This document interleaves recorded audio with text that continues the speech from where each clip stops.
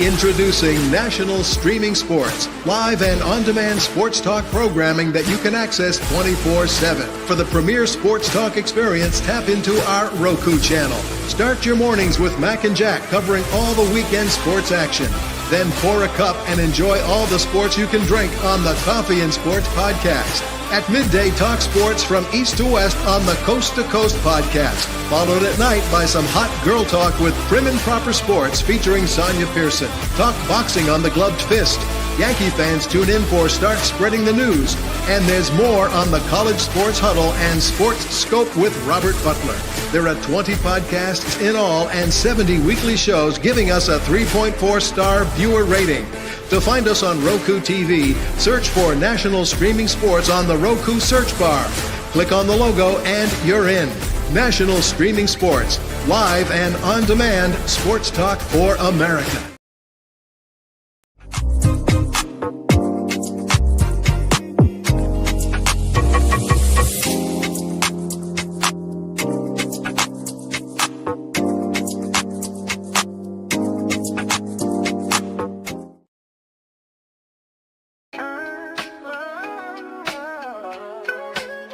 Yeah, yo, it's game time, ain't no messing around. Huddle Sports Network, the best in town. From NFL rumors to the latest trends, we got all your sports, just tune in, my friends. Catch us on Roku, Fire Stick, take your pick. Facebook, YouTube, where the action's slick.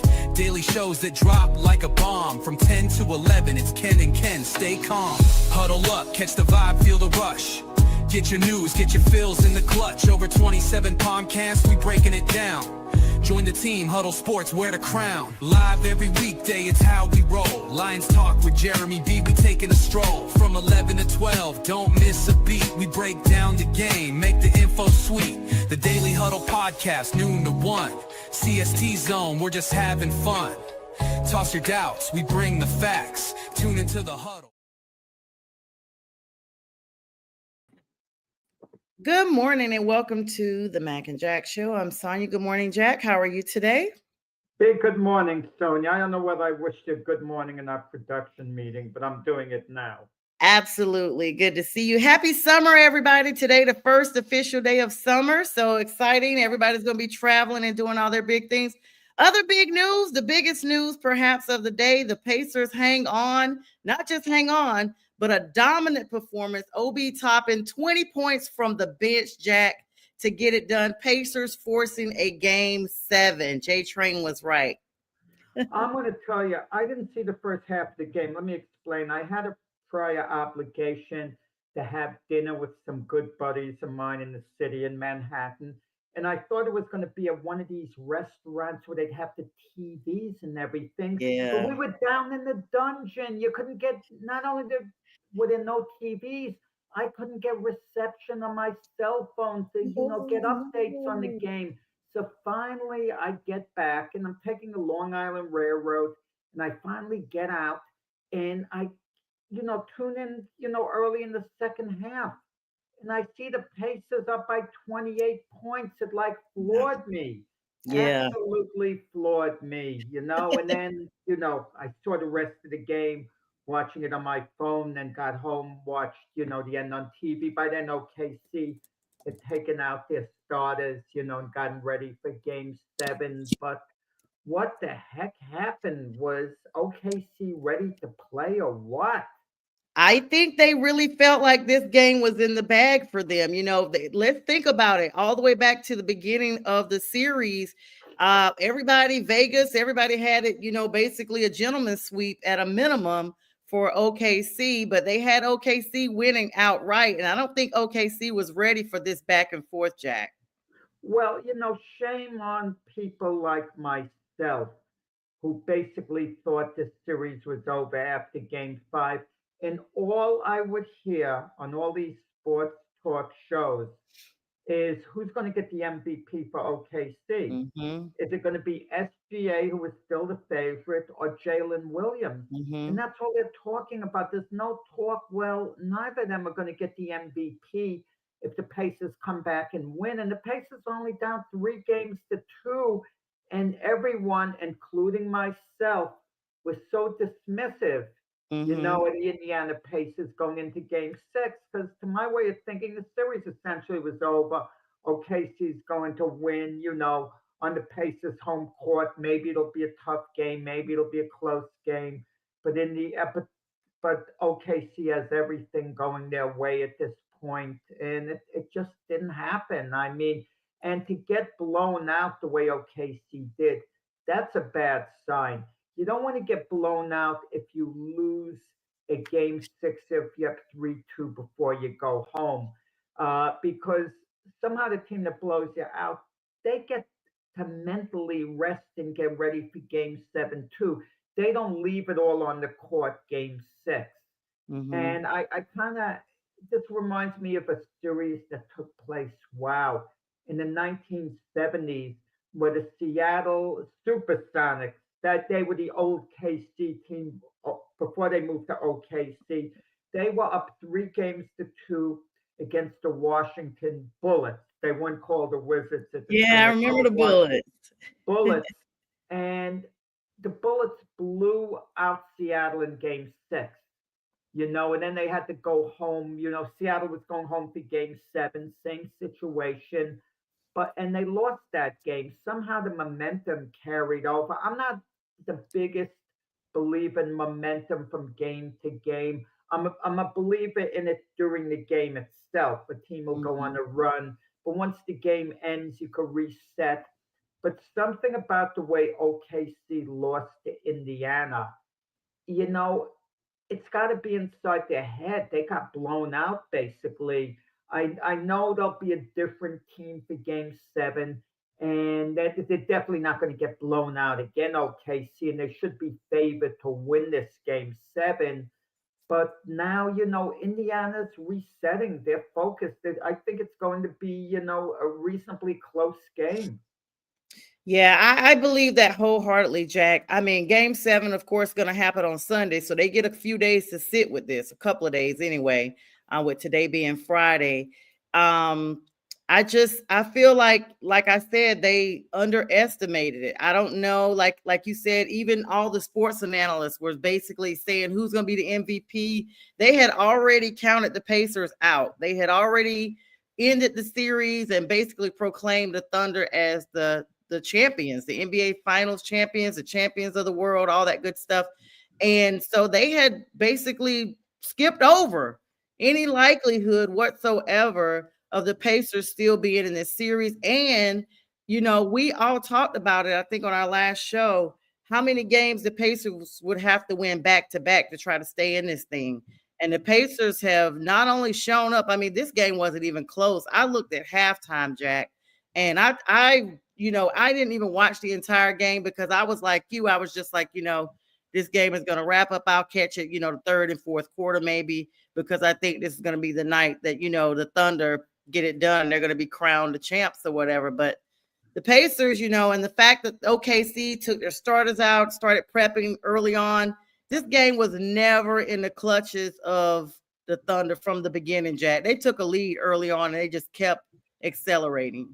No, well, it was a shock to me. I was in a situation where I couldn't watch the first half. I thought I'd catch it on my phone while I'm having dinner, with my buddies and the whole thing.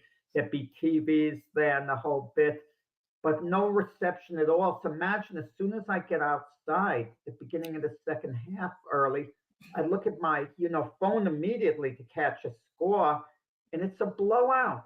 And Yeah. even though it's technically not over, a team could chip away and still come back. You knew it wasn't going to happen with OKC, and just watching certain highlights, this morning of the game, to see whenever SGA would have the ball, you'd have 3 Pacers swarming on them. Yeah. It's like They they were like bees going all around, SGA, and they were determined not to let SGA, beat them no matter what. I also wonder the Thunder, what their mindset was. Were they thinking in the back of their mind, okay, we can lose this game, we'll win game 7 at home? In other words, Sonia, were they playing with house money? Did you hand them? They're like someone at a casino, and you hand them $1,000, They can pocket the money and go home, or they could say, we're going to have fun in bed. If we lose the $1,000, okay, we didn't lose any of our own money. We'll be good. We'll go home without having lost any money. You kind of wonder OKC's mindset. Were they just mentally ready or what? But credit to the Pacers, they didn't listen to the clips. They played hard. Something Halliburton said, though, disturbed me if I'm Indiana. This kind of bothered me. If this is the Pacer mindset, then they're already beaten going into game 7. He's saying, well, we couldn't let them celebrate on our home court. That was, the big thing to us. Mhm. If that was the case, that meant Indiana put everything they had into game 6. And how do you regroup for game 7? Oh, they didn't beat us on our home court. It's like, to their way of thinking, they achieved victory, Mhm. and now they could, there's got to be a little bit of a letdown for game 7, that the Pacers can't come back with the same intensity for game 7. To me, the mindset should have been, we're down 3-2. We need these Mhm. next 2 games to win the championship. We win game 6. Let's not get too happy about it. The goal shouldn't have been to prevent OKC from winning on the Pacer home court. The Pacer goal should be to have been to win the next 2 games. They needed to win the NBA title. So I kind of wonder, was their main mindset just not to let OKC win on their home court? Because if that's the case, that won't bode well for the Pacers, mentally for game 7. Yeah, good morning, Richard. Thanks for joining us as always. He said you had Hi, a late Richard. night, Jack. Yeah, so one thing, Tyrese Halliburton played through an injury, MRI on Tuesday, inconclusive. However, definitely playing through an injury, but he did get 14 points, 5 assists, 2 steals in just 23 minutes. The entire leadership of the Pacers was present in that game. Toppin, of course, I talked about him early on, the 20 from the bench. Pascal Siakam, who's been in MVP talks himself, 16 points, 13 rebounds, a double-double. And even TJ McConnell showed up, and also Nimhard got 17 points. McConnell, of course, with 12 points, almost triple, with 9 rebounds and 6 assists. But I'm going to say this, Jack. I don't like that statement either, because that would let me think, especially with the Tyrese Halliburton injury that we know he's already playing through, that they basically had this protect your turf type mentality, like kind of akin to when Michigan plays the Ohio State. They plant the flag and all that stuff, and it's a big theatric behind that. And both of these teams have not had an NBA championship, so they want to make sure wherever they are that they celebrate it. But I think if the Thunder took that attitude, Jack, that is very dangerous for them to be so I get they want to do it for the home crowd. I get that. But that's a dangerous position to take, You mean the considering. Pacers? You said the Yeah. Thunder, the Excuse Pacers. me. Yeah, Yeah. yeah, yeah. The Pacers. But I'm saying for the Thunder, if you also mentioned if I thought they gave it their all, or if they wanted to, because the game is going back to OKC on Sunday, for the home crowd. And so I know you mentioned, do I think that the Thunder perhaps, just played kind of just to stay in or whatever, and then take the game to the home crowd for the championship? And I'm saying, I think if they took that attitude, that is very dangerous, because if you look over the series, the Pacers, when we all counted them out, have been the most times that they are present. I honestly think that this is a situation that the Pacers could win this, Jack. Oh, they absolutely can in a game 7. Pacers absolutely can win a game 7 now.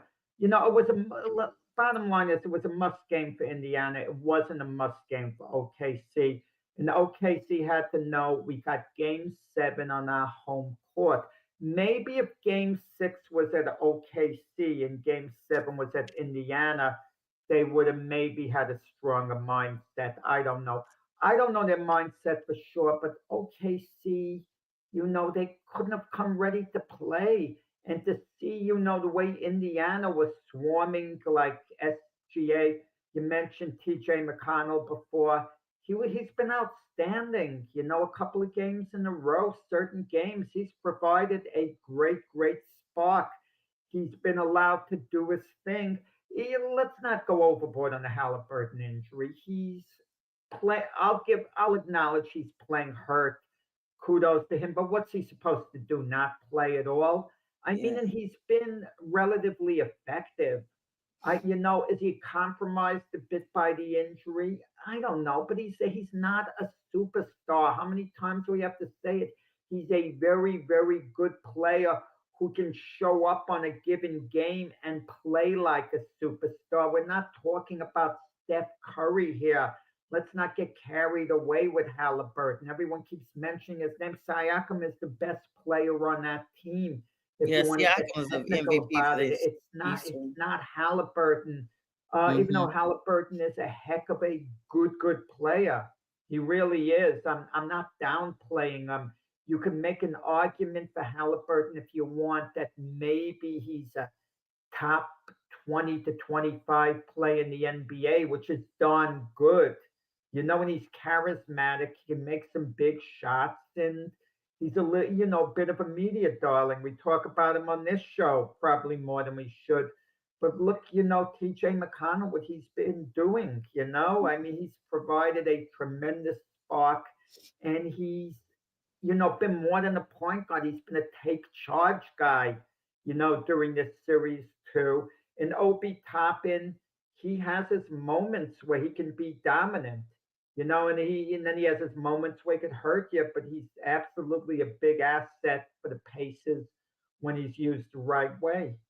Yeah, let's look at the OKC squad. Of course, SGA led the Thunder with 21 points, despite being defensively swarmed, like you mentioned, Jack.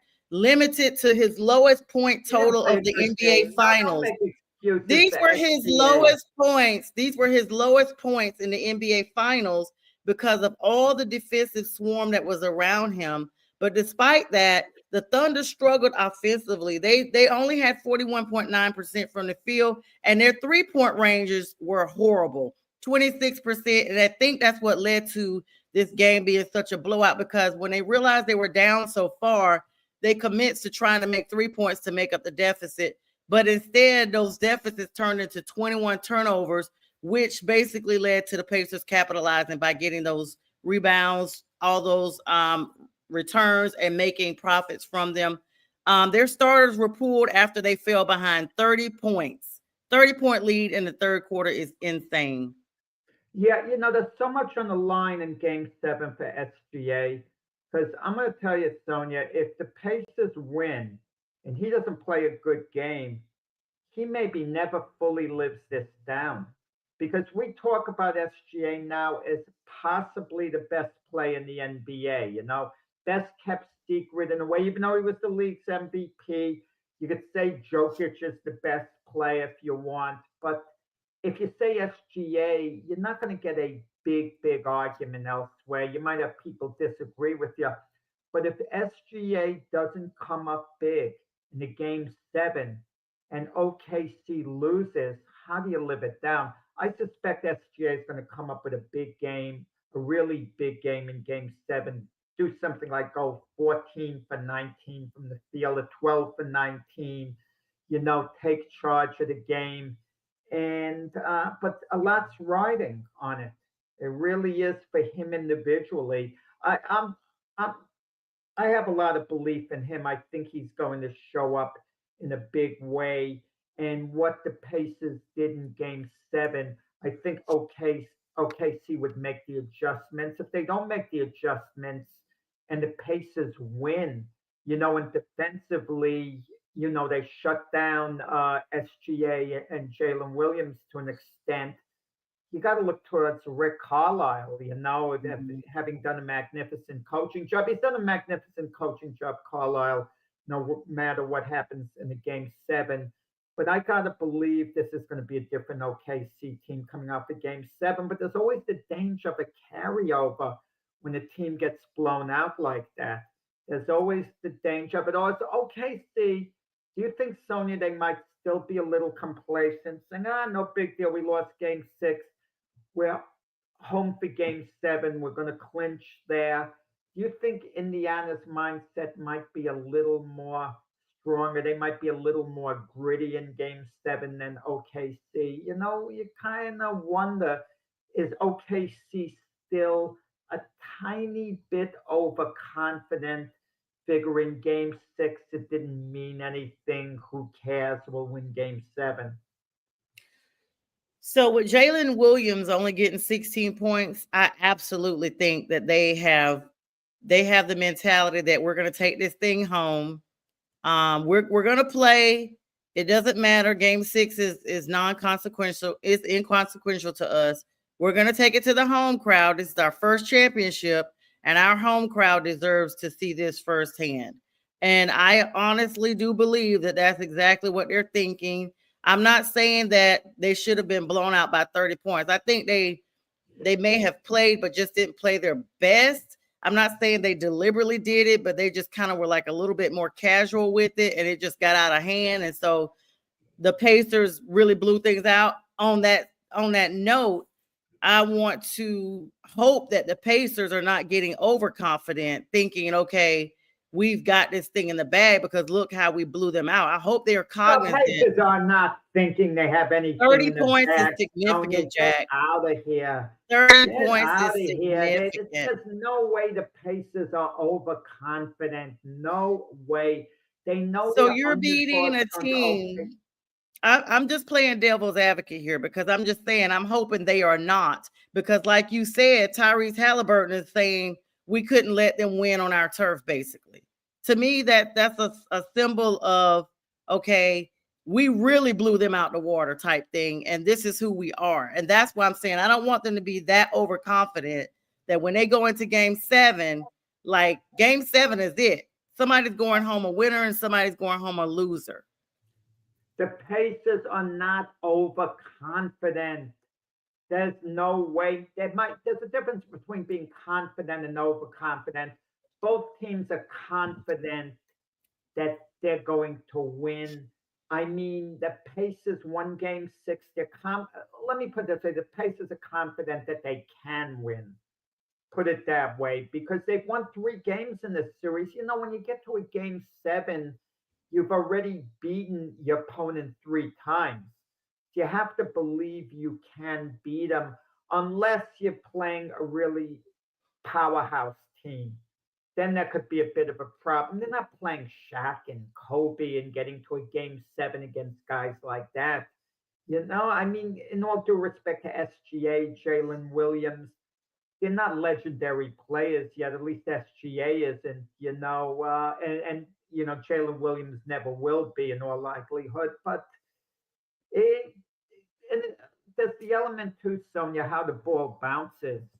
You could outplay another team, but shots, are going to fall in that might not normally fall in. The ball could be shot a fraction of an inch one way, another way, and it'll be a dogfight.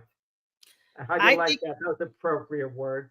listen, as my pup makes his appearance on screen, Flossie, I think this, Jack, this is my thoughts about that. Of course, Vegas has still got the Thunder is winning, like Richard mentioned earlier. It's an 8.5 spread, but you got to take these things into consideration. The Thunder at home have a very impressive home record for the postseason. Only 10-2. 10-2 is amazing. Historically, teams that are 15-4 in the NBA Finals do the good game 7s. And the Thunder have the NBA's best regular season record at home, 68 wins. This is the reason why everyone is still riding high that the Thunder will get it done. They feel like despite SGA not having the best game for game 6, that he's going to be the heavily relied on performer for game 7. And like we talked about, they're still talking about the fact that Tyrese, even though he's not the MVP of the Pacers, you're talking about the fact that he still has this injury that he's playing through. His other teammates are going to have to show up and show out to make the difference should he go down in game 7. Okay, I'm gonna talk about that in a minute, Yeah, Richard. yeah, Thank I you. think we beat the NBA Finals to Game 7. This Yeah, is so let's move on overkill. over. So I apparently, want to get on the other in the sport. NFL, got some NFL news. I was getting there, Jack. You don't ever let me get Oh, where I I know gotta you get go. there.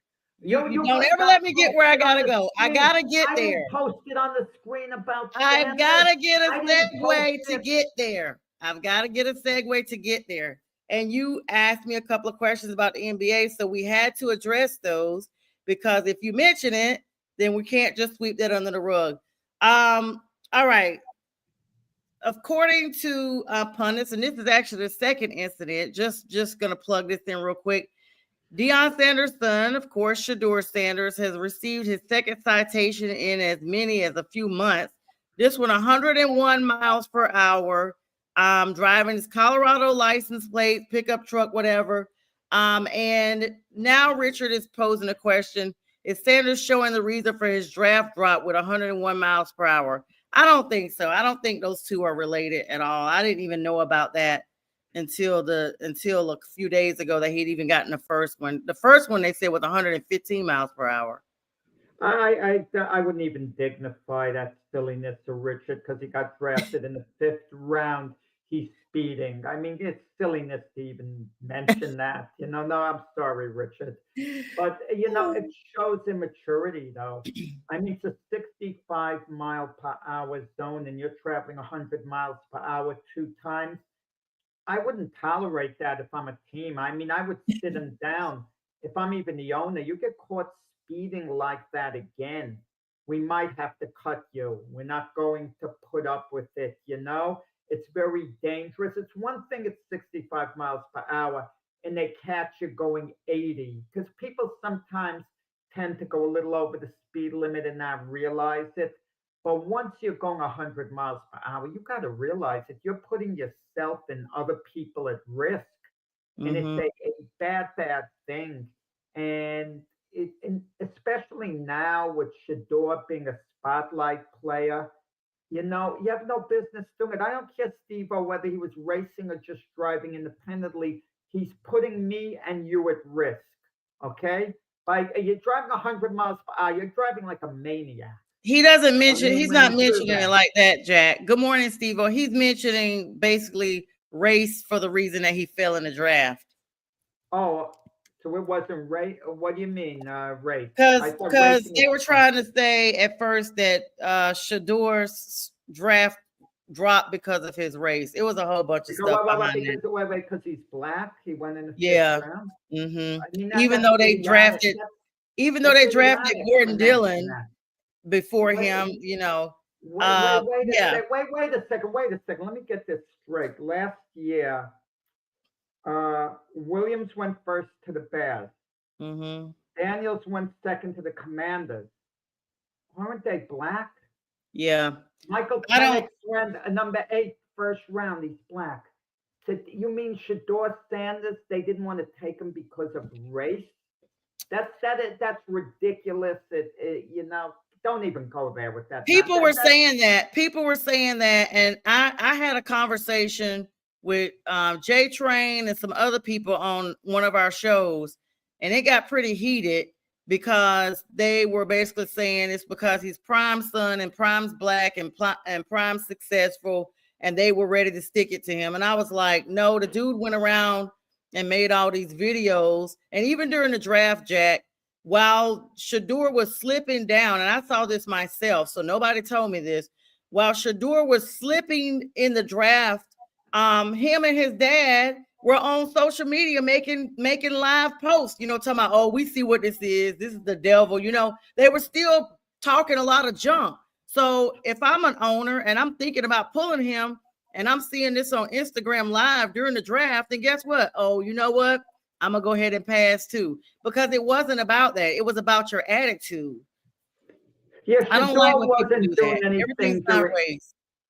Yeah, Shador wasn't doing anything during the draft. I mean, you know, listen, I tried to be as objective and open-minded as I can, but this one is ridiculous to say that's why we're in the 5th round. But with that said, when there's a very boisterous, boastful black man, he might be held to a different standard than if he were white. Okay, being primetime son, the attitude, the this, the that. I can understand that. Just like there's an image on a black quarterback like Lamar Jackson, they look at him as being, oh, he's a running quarterback. He uses his legs because he's black, unlike a Josh Allen who might not be viewed as the same way. I get all that, and that's a valid point to bring up. But to say that Shador Sanders dropped to the fifth round because he's black is utterly ridiculous. I mean, it's not even worth dignifying. Yeah, I will say this, that first traffic citation, let me tell you, 100 miles per hour in most states is an arrest. You're not just getting a citation for it. But the fact that Shador got that first citation, that he was going 115 miles per hour and he was not arrested, is shocking. And then, Jack, he now has a second ticket, but he missed his first court date on the first one. He didn't even go to court, didn't pay the fine. That's the warrant. When you do not show up for court, that's the warrant for your arrest. The bottom line is, was he speeding? That's all it comes down to. Was he speeding? Look at the situation with Henry Ruggs. Yeah, he just came out and spoke this week. Saying 156 miles per hour, and he killed I was about to another mention person. that. Don't show to everyone out there, Steve-O and everyone, don't show any sympathy to anyone who's a chronic speeder who drives a car, because they're putting me, you, and everyone else at risk. They're not just putting themselves at risk. They're a big hazard on the road. Do not show any sympathy towards them. And Shador should know better because he's under the spotlight. Unfortunately for Shador, he's got to behave a little better than most because, he has the spotlight on him the whole time. Everyone's going to look to mention something. If Gabriel Dillon, the other Brown quarterback, if he was going 100 miles per hour, it wouldn't be as newsworthy. It might not even make the news. But with Shador Sanders, things are going to make the news. He has to know that. He can't afford any distractions at all. And I don't think him driving like this, I think it was natural. He was just driving too quick, inexcusable, and it can't really happen again. He's got to understand that. This is his second time, though, within like the last few months of 100 plus miles per hour. That's why I don't know how he hasn't been arrested on this. Like you said, I was going to mention Henry Ruggs. Henry Ruggs just got, he had like a reprieve from jail for a couple of hours to go and speak to some people about the dangers of speeding and things like that. Of course, he's back in custody, but just this past week, he was out speaking to some people about that. Steve-O, that is crazy. I don't know where you live that you're being pulled over once a month. That's insane. Well, that's a society. No. Listen, it's a societal issue. Without question, black men, black women get pulled over more than white. I mean, no, that's true. That is true. Listen, I understand, but the Shador Sanders thing isn't a societal issue. Right. That's the point I'm getting at. It's got nothing to do with a societal issue. He was speeding. He should get pulled over. He should get pulled over and dealt. If you're going 100 miles per hour in a 65-mile-per-hour zone, listen, the police are waiting. I once got a ticket for speeding. I was going over the limit. I'm not a speeder. I was going quicker than I realized. I got pulled over on the parkway. The officer wasn't too friendly with me, and I was giving the yes, sir, yes, sir, yes, sir, and then was given my ticket and was on my way. Okay, but Shador Sanders was speeding, and a case closed. I mean, what should the officer do? Let him go? Listen, Muhammad Ali was once speeding. Oh yeah, Red Camaro. The officer pulls him over, and Ali starts joking around, saying, "Where's Joe Frazier? Where's Joe Frazier? I can't wait to get to him." And the officer was so amused by Ali, he let him go. He was cracking up laughing. But if I'm the darn officer, I would have given Ali the ticket. You're putting yourself and others at risk. Yeah, yeah. Speaking of, and then we're gonna move on to some other real big NFL news here. We got Jack, because we got to definitely talk about one of your people here, Rasheed Rice, another speeder. Um, they're waiting to his criminal case. He has 8 felonies from a speeding offense that he had back in October. The Chiefs said they're waiting for the criminal justice system to pan out to decide whether or not they're going to suspend him or not. But yeah, Rasheed Rice, Kansas City Chiefs. Let's move on here. Big news: C.J. Mosley, the Ravens Jets 5-time Pro Bowler, 11 seasons in the NFL. Yesterday, Jack, your former linebacker here, after 11 seasons with the Ravens and Jets combined, announced his retirement. Yeah, 5 Pro Bowls, great Jet player. Injuries, basically ended his career. Not quite a Hall of Famer. Certain careers come a little short of the Hall of Fame. Had he played a few more years, gotten to 2 or 3 more Pro Bowls, been on a Super Bowl winning team, perhaps his name could have come into discussion as a Hall of Fame. It might still, be mentioned, but not quite a Hall of Famer, but a heck of a player, had a career he could certainly be proud of. Yeah, congratulations to him. Were you shocked by this retirement? No, I mean 11 years in the league, and the injuries they kind of catch up here. They beat you up after a while. I mean, some players want to hang on till the bitter end. They're going to go to rehab forever. As long as there's a drop in them where they could still play, they're going to try to see the field. And certain other players, they don't want to go through the grind, because training camp is basically just around the corner where they're going to have the 2 days to this, to that.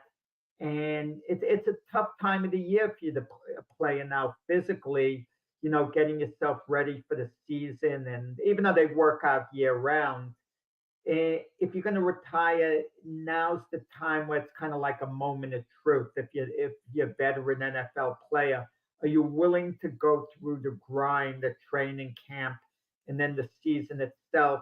Are you willing to go through any rehab you have to go through? And so it's the time for C.J. Mosley. Only he knows the way he feels, but he had a heck of a career, and he posted things about his career. So it seems he's getting, leaving as an active player, on a good note. He was a heck of a college player, at Alabama, helping them, national championships there. So a Yeah, great, real great career. big. Excellent career. Not quite Hall of Fame, but really a wonderful career. Yeah, of course. Congratulations to him. Definitely glad he got out while he could. Some people, they say they wait too late. You mentioned something, Jack, I want to get your opinion on.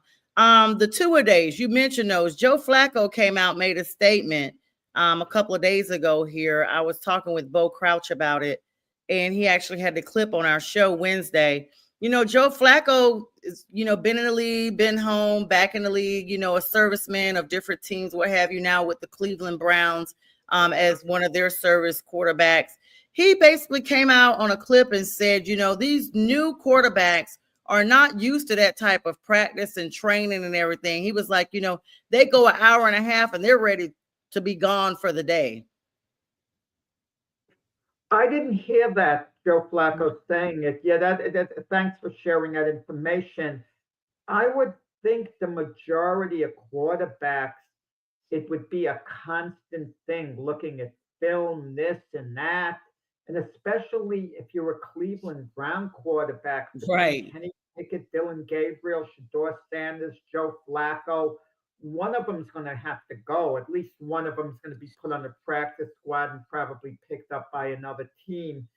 And an hour and a half, makes me think of Tom Brady. When Tom Brady was drafted by the Patriots in the 6th round, it didn't look like he was ever going to see the field. He wasn't even considered the main backup in the beginning. Drew Bledsoe was the franchise quarterback. Drew Bledsoe signed a mega deal with the Patriots at the time. There wasn't even a thought of Brady quarterbacking the team. Yet coaches were astonished to see this backup quarterback doing all this studying. hour after hour, and they're thinking this guy's not even probably going to see the field and he's working so hard. And of course, as we know, how the story eventually unfolded with Brady. But I would think, all those quarterbacks, I can't imagine an hour and a half and then going home. There's got to be a lot of film study because there's so much work to do, so much to learn, especially if you're Shador Sanders and Dylan Gabriel. The knock on Shador Sanders was he didn't know enough to talk Mm-hmm. about, offenses, this and that. And now there's a school of thought. Maybe it's not Shador's fault. Maybe he wasn't taught that at Colorado, even though Dion, a former great NFL player, and Dion assembled a staff of other NFL players. Maybe they weren't teaching Shador out of college. Some quarterbacks are more pro ready than others, when they get drafted. Some take longer to learn. And if you're one of those that takes longer to learn, you've got to be studying in the film room the whole time. And who knows what some of these guys do who are not in it. The Giants, I was hearing, reading about Jackson Dart being, he was interviewed and he was talking about the quarterback room of the Giants. There are four quarterbacks now in the Giants. Russell Wilson, who's the projected starter, Jameis Winston, Jackson Dart, who we all know is their quarterback of the future. We all know he's going to see the field, if not later this year. Then by next year, they'll try to transition him to be the starter, unless the Giants have an unexpected big year with Russell Wilson. And then there's Tommy Cutlets, who the Giants love, but they just love having him around because he knows the system and they like him. Not to play quarterback necessarily, but they just like having him around. So Tommy Cutlets is probably going to the practice squad, unless they somehow cut Jameis Winston, which I don't think is going to happen. But Jackson Dove was talking about how great the four of them get along. They watch shows together. They're thinking of going out maybe to the city one day. The four quarterbacks together, it's like they're buddies in the room. Mm-hmm. And you have to think there's a little bit of a rivalry too. There has to be, because everyone has to know Jackson Dart's the guy of the Yeah. future. So what are you supposed to think if you're Russell Wilson? I think what you have to do is just make the best of everything. Just do the best you can, listen to the coaches, but they have a nice quarterback room there. Yeah, I think they may be thinking like you got to think like this. If you make it to be drafted as a quarterback, and you got to think like this, at least like think about the positive. There's so many young men who don't even get drafted at all that have very good skills, and it's extremely difficult to make it to the NFL. I mean, we've seen it.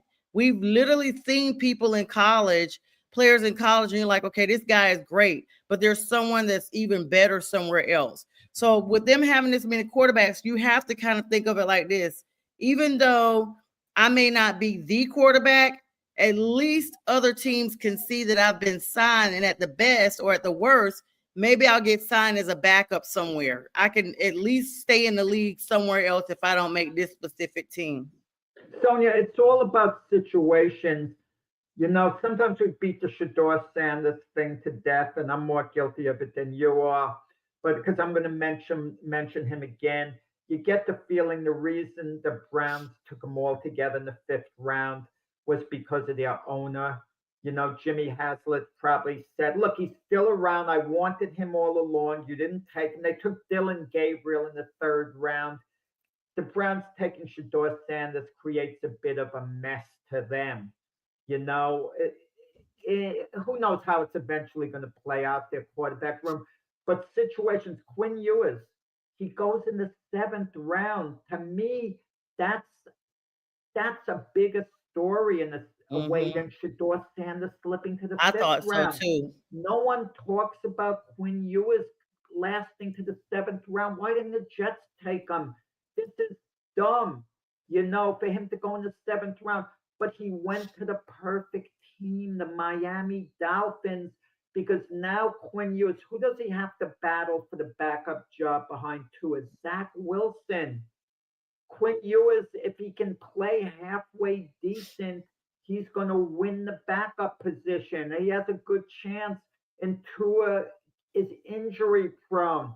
So Quinn Ewers is in a great spot where he could be their quarterback of the future. Imagine Quinn Ewers got drafted in the sixth round by the Buffalo Bills.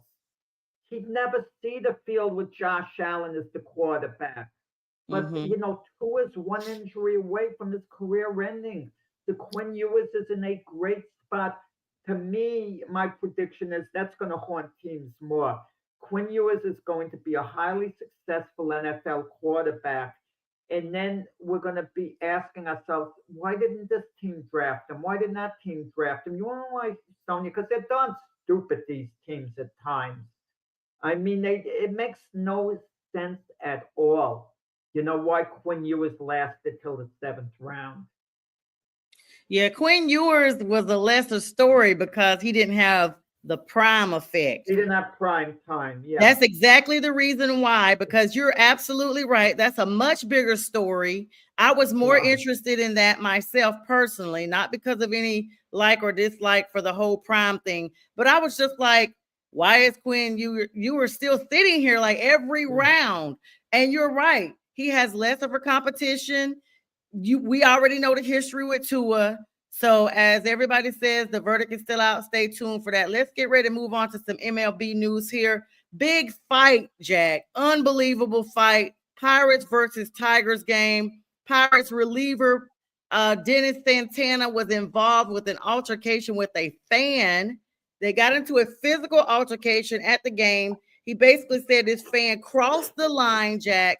Punches were thrown. Um, I mean, game two, doubleheader. They've got to, play again. Words was exchanged, and while he was in the bullpen, and between a fan that was in the bleachers, of course, security was right there.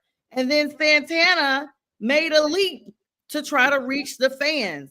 So I mean, he's known for a calm demeanor. He's known to be really laid back. Of course, he used an interpreter. He's basically Spanish and used his interpreter. His interpreter's telling everybody, he's never had any issues with any teams he's been on. He guessed that the fan crossed the line multiple times. And yeah, so I guess, as he made this lunge, they were able to separate him from the fan by a bullpen coach, Miguel Perez, and bullpen catcher Raul Hernandez. He did continue to play. He pitched 1/3 of an inning in the ninth before rain forced the game to be delayed. I want to get the whole story on this before passing judgment. But let's say he said the fan crossed the line. Let's say the fan said the worst possible things. It's hard to show restraint. I understand that, but there's security there. You tell security, and security's supposed to remove the fan. If security is not removing the fan and allows the fan to continue on and on and on, I can then be a little more tolerant of the player losing it at that point. But there's certain channels you go through and you tell security and the fans remove. Look, LeBron James had that problem with a fan at the game. The fan was Mhm. saying some vicious stuff about LeBron James's family. LeBron James told security the fans got removed. They got Mhm. removed. And that's the proper way to handle it. You can't start lunging and putting hands and hitting fans because they're out of line. I mean, we're taught as a society to just walk away from these type things. But I understand in the bullpen, you can't. Look, the Yankees and Red Sox, in I think 2003, they were playing in the playoffs. That there was no bigger rivalry in baseball at that time, at least, than the Yankees or sports than the Yankees and Red Sox. Well, they had one of the Red Sox workers in the Yankee bullpen. He had to keep, not guard, whatever. He had to do his functions. He's openly rooting for the Red Sox while he's in the Yankee bullpen. And one of the Yankee pitchers took an objection to it, and there was an altercation. And at that point, I backed the Yankee pitcher. You can't put a worker in there and he's cheering for the team, for the Red Sox while he's in the Yankee bullpen. So to me, the worker provoked the whole darn thing. And he's the one who should have got fired by the Red Sox and not been allowed to work for him anymore if he was going to do that, because you're provoking a riot in that case. But players, They had another fan at the top of the 10th inning. Another fan at the same game at the top of the 10th inning was ejected for inappropriate behavior, and this was involving Tommy Pham. So 2 separate incidents. The security did their job on that one, but just not this one. There's a point that Steve. They should be allowed. Fans have to be limited. The mentality over the years was, well, you pay for your ticket, you should be allowed to say what you want. No, you shouldn't be allowed. You can boo players all you want. You can yell out to a player, you're a bum if you want, if they make an out. It's not nice to say that, but you can say that. Once you cross the line, you start talking about the player's family, you get too personal. There's a certain line you just shouldn't be allowed to cross. Excuse me. Yeah, there's an incident here as we get ready. We're gonna probably talk about this a little bit, Jack. I want to talk about another baseball thing if it's okay. No, go ahead. What happened in the Dodger Padre game? I was about to talk about that. That's literally what I was. So go ahead. Yeah, thank you. No, you go ahead. I got it pulled up here. I was going to talk about it next, but you go right ahead. Yeah, because we're getting a little late in the show, so I didn't want to let that pass. Yeah, exactly. These beanball things. Fernando Tatis of the Padres, one of their star players, gets hit twice with pitches. The Padres retaliate. They hit Shohei Ohtani twice with pitches. And traditionally, the commissioner's office, they could put a stop to all this. It's dangerous. You're hitting guys with fastballs. You're jeopardizing their career. And even the Dodgers, they have a pitcher yesterday making his major league debut, for the Dodgers. And he hits Fernando Tatis with a pitch, which everyone believes was deliberate. And imagine that, putting that on the pitcher too, forcing him to hit someone, with a pitch because he wants to protect his teammates or this or that. I mean, sometimes accidents happen. I'd like to see there be a rule. If you hit a guy with a pitch X amount of times in a year, you're suspended for so many games. But if you deliberately throw at a guy, I wouldn't tolerate it if I'm the commissioner. I'll suspend you for 50 games out of the 162. It's a dangerous, dangerous thing. And if you're a pitcher and you're throwing at a batter, Sonja, don't you know there's going to be retaliation? That one of your guys is going to get hit. And then these teams get offended when their pitcher throws at someone first. They're complaining when one of their batters get hit. It's absurd. But Tatis and Ohtani, the Dodgers' best player, and Tatis, at least one of the Padres' best players, they're usually the targets. It's not the lower level players. It's the top players, and it's got to stop. And speaking of the Dodgers, I was actually gonna mention not just that, Jack, but yesterday there was a significant issue with ICE yesterday. Very big news coming out of LA. Basically, the Dodgers was supposed to make an announcement yesterday before the game that they would be helping local immigrants with things of, facing deportation, kind of like a safe haven. Before we started with the ICE raids, there were safe haven communities, but they had been since getting rid of those cities, sovereign citizens and sovereign cities, in fact. But yesterday, federal agents were at Dodger Stadium, basically from Customs and Border Protection. They denied the Dodgers organization they were trying to get onto the property. They were prohibited from coming in early before the game started, much earlier, more like in the morning. They weren't able to access the parking lots or anything to come in and do their work for the day. However, of course, ICE is saying later on that wasn't them, but it was proven that it was them, from surveillance that the stadium has. And there was a big protest because the Dodgers are, trying to help fans and the community. And I don't know, is this a thing that, we say sports is sports. I kind of am conflicted on this organization being involved in such a big event, or if they're not involved, who is? Yeah, I mean, it's a whole issue out in Los Angeles with what's going on. And the Dodgers have a fan base, and they're going to try to cater to the fan base. And the agents coming to a Dodger game and being in the parking lot. I mean, come on. Yeah. Come on, why? Could you imagine stopping and trying to deport someone in the Dodger parking Yeah. lot? I mean, it's just I just didn't like it. The Dodgers had another controversy a couple of days ago. They had someone sing the national anthem, and she Yep. went against what the Dodgers wanted and sang it in Spanish. You have to listen to what you're hired for. You're hired to do something. If you're that singer, I ban you from, ever doing it again if I'm the Dodgers. I understand you're trying to make a statement, but there's a certain protocol you have to follow.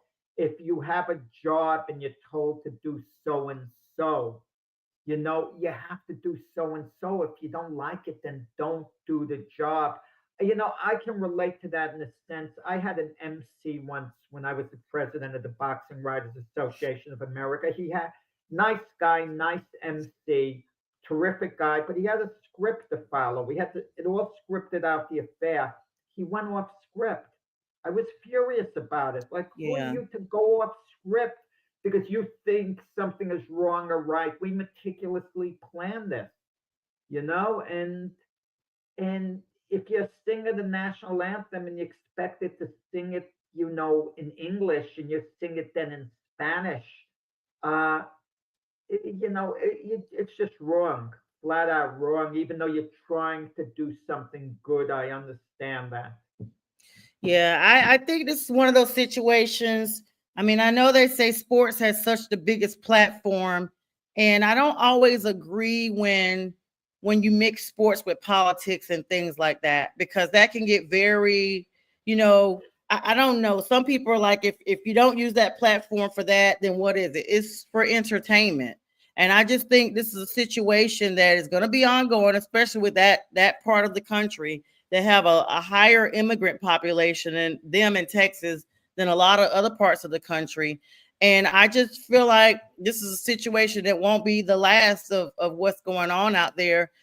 They need to focus on, I don't know, other issues that are internal. But anytime you have federal agents or any type of law enforcement barring you from coming onto your place where you conduct your business, that's pretty big. That's pretty significant. And it almost looked as if they were staging out to see if they could be there to detain folks that were showing up for the day. Well, you know what made me think? Do the Dodgers have the authority to kick out federal agents? You'd think federal agents have the power. That's what I didn't understand. I mean, if Yeah. the Dodgers had the authority and I was the owner of the Dodgers, I would ask the federal agents to leave. I mean, this is going a bit Thank you, Rick. overboard. You're in my parking lot, and what are you trying to do? Arrest people? Conduct Mhm. your business in the parking lot at a game here. I think the Dodgers, I support what they did, but did they have the right to do it? And could you imagine the ruckus, arresting someone or deporting someone, you catch them in the Dodger parking lot? Can you imagine they get in the stadium and they don't want to leave the stadium, and the Dodgers say, you could stay here from now on. We have places for you. And if you never leave the stadium, you can't get arrested. I mean, that Yeah, would I be a feel heck like of a they story. Yeah, I feel like they just, of course, left on their own. You're not, even local law enforcement is not going to tell the federal agents when to do something. They have the ultimate authority. But like Stevo said, who knows in this new territory? Of course, Jack, myself, and J Train will be on tomorrow morning with the debate show. Tonight we got Prim and Proper Sports Friday with the fellas. We got shows, Stream of Consciousness. Keith Angle doing an encore because he is off this weekend. And we thank everybody for the likes, loves, and you guys have a great summer and a great weekend. We'll bid you guys all good day.